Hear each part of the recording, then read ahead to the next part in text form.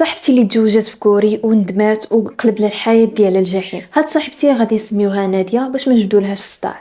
صاحبتي من الصغر ديالها وهي كتحماق على شي حاجه سميتها كوريا، يعني ديما كتجبرك كتفرج في مسلسلات كوريه الكيبوب وكتحماق على الثقافه الكوريه.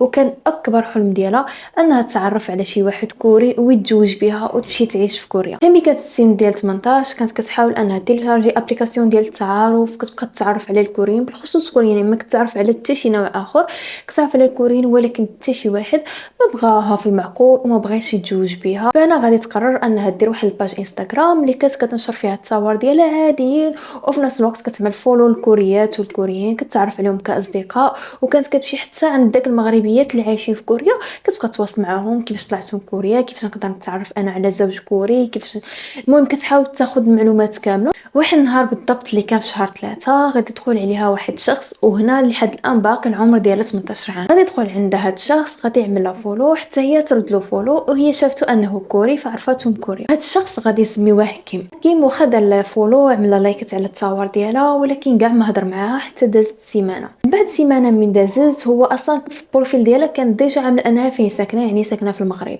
فهو يصرد لها مرحبا. هنا صاحبتي تصدمات كيفاش هذا كوري ومصرد لي مرحبا. فغادي تواصل معاه وتهضر معاه وتقول له هاي، يقول لها هاي، بقاو تعرفوا على بعضهم، شنو سميتك، شحال السن ديالك كذا. هو كان السن ديالو 35 عام، العائله في السن ديالها 18 عام، يعني عاد وصلت السن القانوني. وهنا يقول لها انا كيعجبوني العرب وباغي نتعرف على الثقافه العربيه، وشفتك انتينا عربيه فصارت لك فولو بغيت نتعرف عليك كذا. فيبقاو في التعارفات، يعني كتعرف عليها اكثر وحتى هي كتعرف عليها اكثر. فهنا المعلومات اللي كانت عارفه عليه انه السن ديالو 35 عام وفين خدام والاسم ديالو وبلانه عايش في سول في كوريا. هنا صاحبتي بدات كطيح شويه بشويه. غادي يجي واحد النهار غادي يقول لها انا بغيتك تكون معايا وبغيتك نتزوج بك. هنا دوز واحد السيمانه مزيانه كتعرف عليهم، دابا وساعه كيجي عندهم كيديروا له ماكله مغربيه. غادي يجي يقول لهم شنو سني الاجراءات باش نتزوج بنتكم ونديها. يقولوا له هنا والديها ضروري انه تجيب باك وتجيب الام ديالك المره الجايه باش تخطبها منا، وحنا شنو كيكون في الدين ديالنا، شنو كيكون في التقاليد ديالنا، يعني شرحوا له كيفاش كيكون الخطوبه موراها عقد القران والزواج وكل شيء. فهو يقول لهم هنايا انا ما عنديش الاب ديالي، وغادي يقول لهم الام ديالي مره كبيره وما تقدرش تجي حيت انها كتعالج تما، وما تقدرش انها تخبر واحد المده ولا تركب في الطياره، فعندها ضغط وعندها بزاف المشاكل الصحيه اللي ما تقدرش انها تجي. ويقول لهم ولكن واش نقدر نجيب الاخ ديالي الكبير عليا هو كيجي.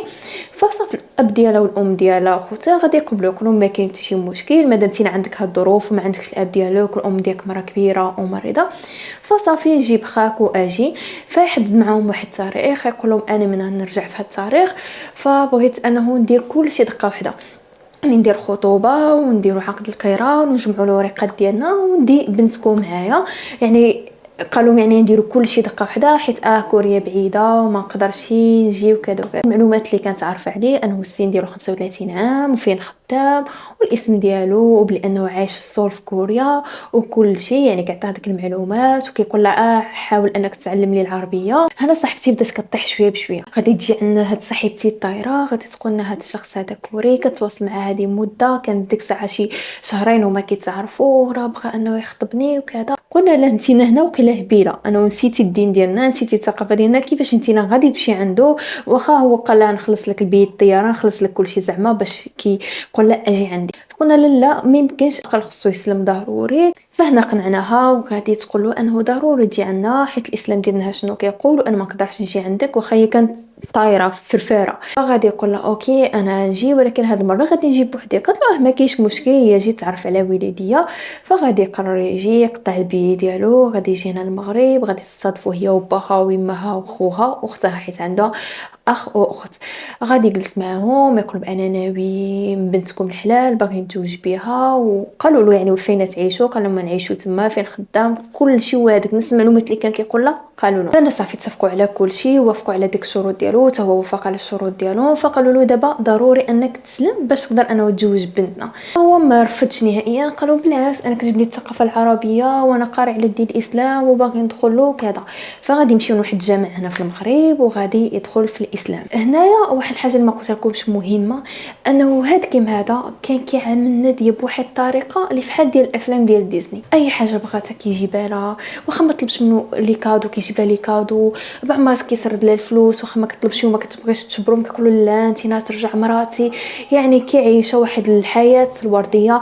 وتخيل حتى الدبيزات ما كانوش كيدابزوا. فهنا غادي دوز الايامات تقريبا واحد شهر، وغادي يرجع يجي هاد كيم وغادي يجيب هاد المره معاه خاه الكبير. اول حاجه غادي يديروها يستقبلوه طبعا التقاليد ديالنا، نتوما عارفين التكبيره ديالنا ديال المغاربه. وكان عاجبو الحال وكتقول فرحان، وجاب لها جوج والز ديال لي كادو نهائلته وما خلى ما جاب لها. وحتى ملي جا هنا كان كيقول لها اي حاجه بغيتيها نشريها لك، لدرجه مثلا كيمشي كيشري لها الذهب وكيشري لها بزاف ديال الحاجات الحوايج ما كيخلي لها حتى شي حاجه. هنا غادي يقول لهم نبداو يعني بالمراسم. فاول حاجه يديروها هي الخطبه العاديه، موراها غادي يمشيو يديروا الكاغد الصداق اللي هو عقد القيران.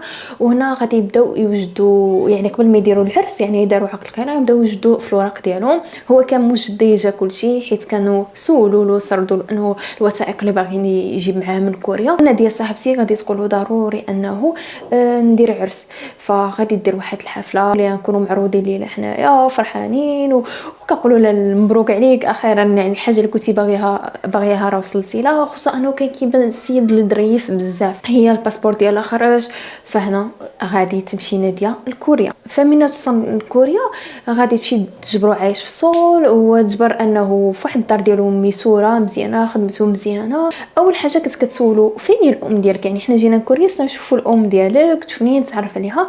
كيقول لها ماما في مدينه بعيده راه ما تقدرش انها توصل عندنا دابا، ولكن باقا نمشيو عندها حيت انا خدام والخدمه ديالي دابا مزيره عليا ما نقدرش نمشي، ولكن غادي نمشيو عندها ما تخافيش ما تقلقيش. وكيوري لها التصاور ديالها كيهدأ. فبقات تعمل الامور عادي حيت هي عارف كوريا انه ماشي فحالنا ديما مشغولين، الوالدين ديالو ماشي ضروري يكونوا معاهم. الشهر الثاني بدات تشوف شي امور ماشي عاديه. كانت كتحاول انها توجد الاكل المغربي، كيقولوا لا بلا ما توجدوا من الاحسن توجد الاكل الكوري راه صحي وخصك تنقص الوزن. حيت صاحبتي راه كانت من نوع ماشي اللي سكيني، انما كانت من نوع اللي عامره، وحتى الملامح ديالها كانت ملامح اللي عربيه، وما كانتش كتحاول واخا كيعجبوها الكوري ما كانتش كتحاول تبدل راسها للكوريين. الناس بقات تلاحظ انه كيقولها بدلي الطريقه ديال اللباس ديالك، يعني لبس بحال الكوريات.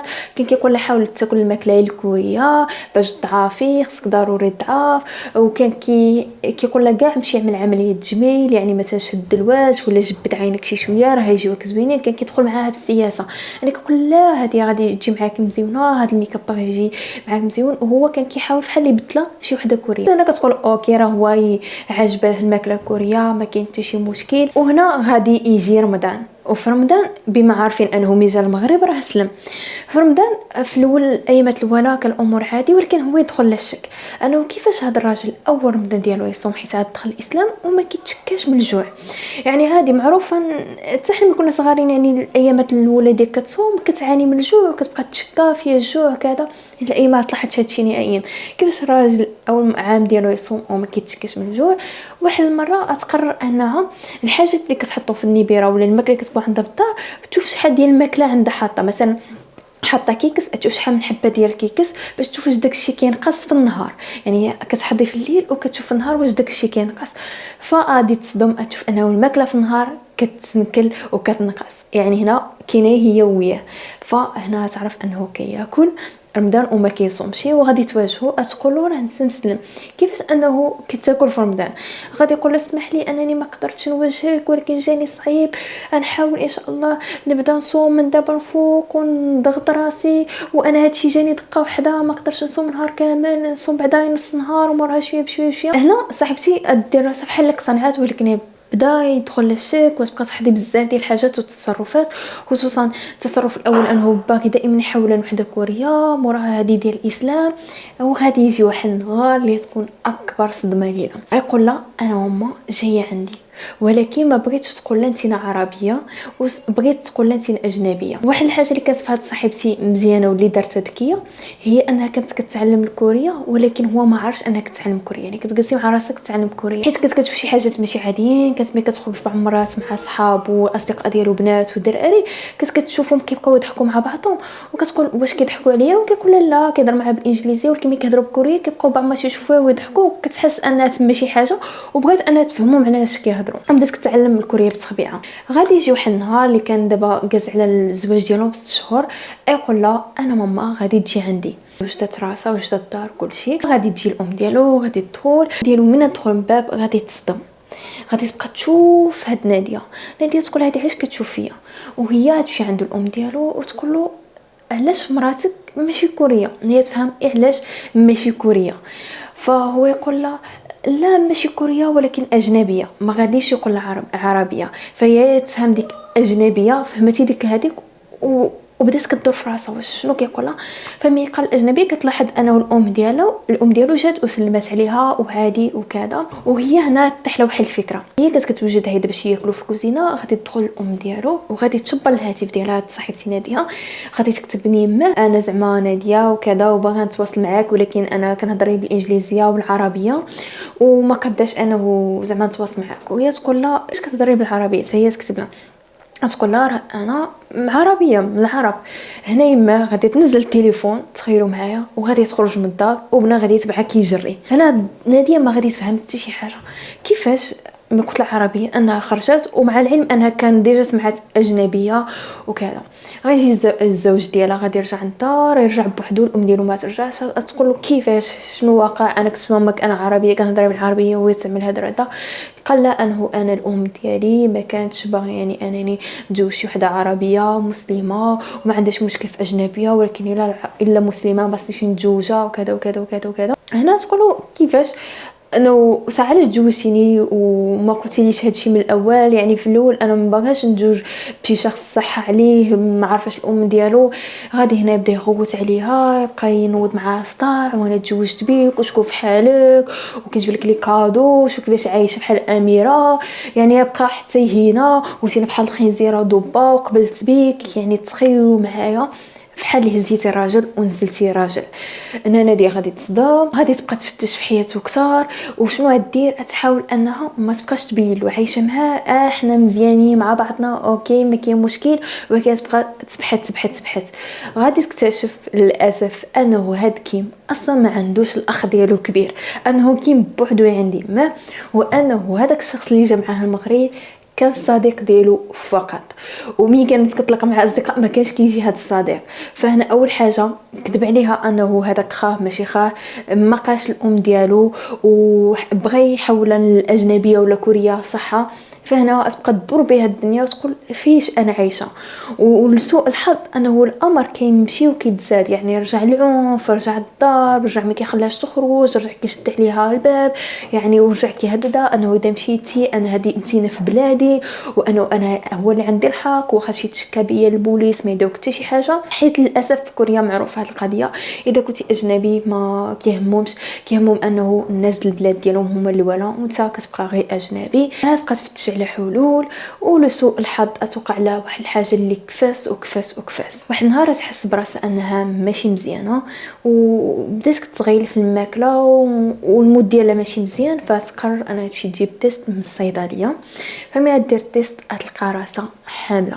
غادي تصدم اكثر حيت انه هذا الشخص انا باغا نتفك منه، ودابا كاين واحد البيبي واحد الجنين اللي كيربطني معاه. فشنو عندي هنا بدات كتقول واش نقولها له وما نقولهالوش، واش نهرب ونربي ولدي بوحدي، حيت خافت انه ملي تربي داك الولد يحيد لها الولد ويتشط فيها. عندك يكون الهدف ديالو في الاخر كان كامل على داك الولد، حيت هو العمر ديالو كيما قلت لكم 35 عام. فهنا غادي تبقى هكاك، غادي يجي تقول له انا حامله، غادي يفرح ويبدا يبدل التعامل ديالو معاها، ما يبقاش يضربها ويقول لها سمح لي على ديك الايامات. هنا هذا حاجه اللي كتخوف اكثر. فغادي يجي واحد النهار اللي كان هي عندها شي شهر وشي حاجه ديال الحمل، غادي توقع لهم واحد المشكله اللي كبيره اللي يكون فيها صداع والغواس ويبدا يضربها. هنا غادي يوقع له واحد النزيف، غادي يهزها للسبيطار وغادي للاسف تفقد الجنين ديالها. انا صاحبتي قالت لي انه هذاك فقدان الجنين كان خير لي انه انا ما كنت مربوطه بداك الراجل.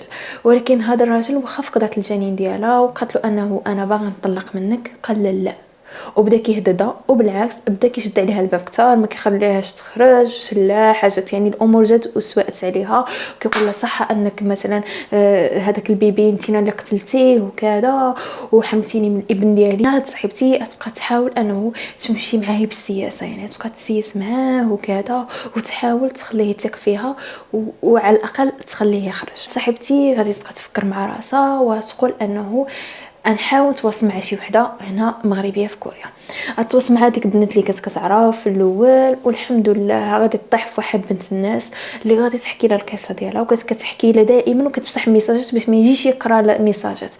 فغادي هاد صاحبتها تضيع عليها واحد الفكره، تقول لها انه حاول ما امكن تهرب وتجي عندي. فهاد صاحبتي غادي تخلي الراجل ديالها واحد مره يخرج، وغتكون سيسات معاه باش يخلي الباب، ولا انه زعما خصها تخرج تشم الهواء وانا ما بقى حتى شي حاجه. فهذاك النهار فحال اللي غادي يسمح لها ويقول لها اوكي ما كاين مشكل اليوم واخا تخرج. صاحبتي غير خلات انه يخرج للخدمه، غادي تجمع حوايجها، ما تجمعش كلشي، تجمع واحد الفاليزه صغيره فيها ديك الحاجات اللي كتحتاج، هيدا الباسبور ديالها كذا، وغادي تهرب وغتلاقى مع هاد المغربيه اللي عايشه في كوريا، وغادي يمشيو لواحد المدينه اخرى، حيت هاد المغربيه اللي كتعيشه في كوريا ما عايشاش في الصور، عايشه في واحد المدينه اخرى ما بغيتش نقولها. غادي تجلس معاها تما، وهنا غادي يبقاو يوصلوا للرسائل ديال التهديد من عندك الراجل ديالها، انه انا ندير لك كنفعل لك كذا وكذا وكذا وكذا. لكن هي تقول انه انا باغي نطلق منك، باغي نطلق منك، ولكن هنا ما عندها لا فلوس ما عندها حتى شي حاجه.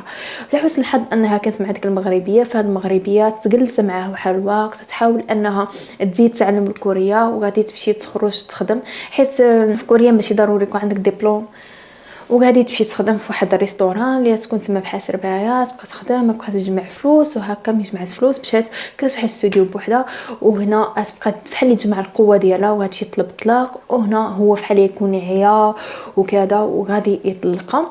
وهنا هاد صاحبتي صافي طلقات، بقات عايشه في كوريا، مبغاتش انها ترجع للمغرب، بقات شحال وانا كنت قاتل انه باش انا نوصل لكوريا، فعجبها الحال تما، قالت نعيش هنايا ونكمل حياتي وكذا ونخدم على راسي وما غاديش نتزوج وما غاديش ندير. وهاد صاحبتي غادي يجوز اعوام، دابا تقريبا العمر ديالها 22 عام وهي باقي عايشه تما. ولكن مؤخرا طرا لها واحد المشكله اللي كفاس من هذه مع واحد الشخص، واذا بغيتوها غادي نعاود لكم فيديو جديد. خليو لي التعليقات ديالكم واش تبغيو نكمل لكم الجزء الثاني ديال شنو وقع مع هذا الشخص الجديد هذا.